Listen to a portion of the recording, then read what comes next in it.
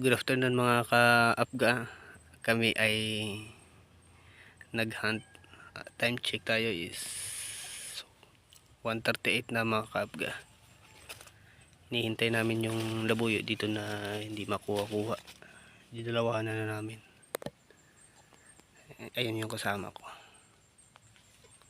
Tapos yung pangati niya, yung baraw. Tapos may dala siyang inahin.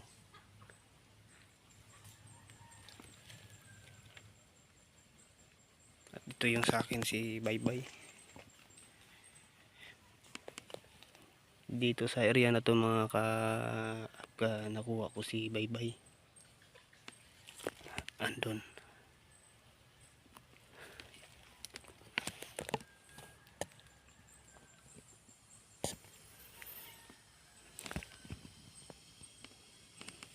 Tinawag ko tong pinangalanan ko tong Baybay mga kaapka kasi malapit kasi ito sa dagat, malapit sa baybayin, kaya Baybay yung pinangalan ko sa kanya.